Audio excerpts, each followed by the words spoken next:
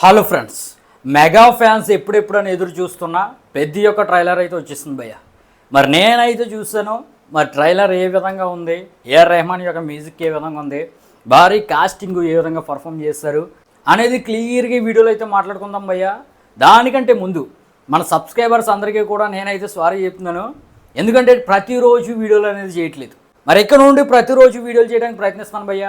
అసలు మన సబ్స్క్రైబర్స్ మన వీడియోల కోసం వెయిట్ చేస్తున్నారా, లేదంటే నాకులాగా అండర్ గ్రౌండ్కి వెళ్ళిపోయారా, కొత్త వ్యూవర్స్ మాత్రమే చూస్తున్నారా, మన ఓల్డ్ సబ్స్క్రైబర్స్ కూడా చూస్తున్నారా అనేది నాకు తెలియాలి. కాబట్టి మీరు ఈ వీడియో చూసేది మన సబ్స్క్రైబర్ అయితే ఖచ్చితంగా మీరు ఎన్ని సంవత్సరాల నుంచి మన ఛానల్ సబ్స్క్రైబ్ చేస్తారో కింద కామెంట్ చేయడం అయితే మర్చిపోవద్దు.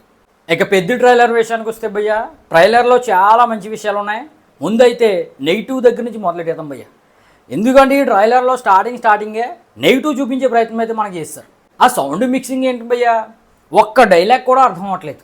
అసలు పాన్ ఇండియా రేంజ్ సినిమాకు ఉండవలసిన డైలాగ్ లేనవి అక్కడ డైలాగులు చెప్తున్నాడో మంత్రాలు చదువుతున్నారో కూడా అర్థం అవ్వట్లేదు. ఆ విధంగా ఉంది భయ్య ఫస్ట్ షాట్ నుంచే.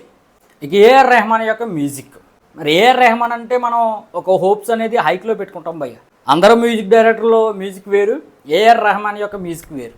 కానీ ఏఆర్ రెహమాన్ యొక్క మ్యాజిక్ అయితే ఈ ట్రైలర్లో కనిపించలేదు భయ్య. ఇక హీరోయిన్ జాన్వీ కపూర్ని అయితే డైరెక్ట్ దేవరా సెట్లోంచి తీసుకొచ్చేసారా అనే విధంగా అనిపించింది. ఇక రంగస్థలము, పుష్ప ఈ రెండు సినిమాల యొక్క వైబ్స్ అయితే క్లియర్గా కనిపించిపోతున్నాయి భయ్య. మరి సుకుమారి యొక్క శిష్యుడు బుచ్చిబాబు అవటం వల్ల, లేకపోతే సుకుమారి ఈ మూవీకి స్టోరీ అవటం వల్ల తెలియదు, కానీ మొత్తం మీద రంగస్థలము ఆ పుష్ప యొక్క వైబ్స్ అయితే క్లియర్గా కనిపించిపోతున్నాయి.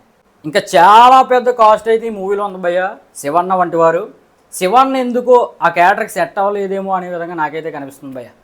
కొట్టొచ్చినట్టుగా ఆ వెగ్గి పెట్టినట్టు, ఆ మీసాలు పెట్టినట్టు క్లియర్గా కనబడిపోతుంది. ఆ క్యారెక్టర్లో డెప్త్ అయితే ట్రైలర్లో అయితే కనిపించట్లేదు. ఇక మన మున్నాబాయ్ అయితే బాగా కనిపించాడు. మున్నాబాయ్ యొక్క డైలాగ్ డెలివరీ కానీ ఆ యాక్షన్ కానీ చాలా అద్భుతంగా ఉంది. ఇక రామ్ చరణ్ కూడా బాగానే కనిపిస్తున్నారు. ఆ బాడీ బిల్డింగ్ అవన్నీ బాగానే ఉన్నాయి, కానీ రంగస్థలం యొక్క చిట్టుబాబు అయితే మనకైతే కనిపించిపోతున్నాడు భయ్య. ఇక ట్రైలర్లో అనేక స్పోర్ట్స్ కనిపిస్తున్నాయి భయ్య. బాస్కెట్బాల్ కనిపిస్తుంది, క్రికెట్ కనిపిస్తుంది, కుస్తీ కనిపిస్తుంది. మరి ఈ స్టోరీ యొక్క డెప్త్ ఏంటనేది మాత్రం కనిపించట్లేదు. మొత్తం మీద ట్రైలర్ అయితే మరీ రొటీన్గా ఉండకుండా డిఫరెంట్గానే ఉంది.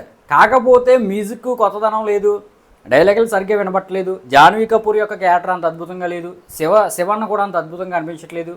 రామ్ చరణ్ యొక్క మేకోవర్ బాగుంది, ఏఆర్ రెహమాన్ యొక్క మ్యూజిక్ కూడా అంత అద్భుతంగా లేదు. ఓవరాల్గా ట్రైలర్ అయితే నాకైతే యావరేజ్గా అనిపించింది భయ్య. మరి మీకు ఏ విధంగా అనిపించిందో కింద కామెంట్ అయితే చేయండి.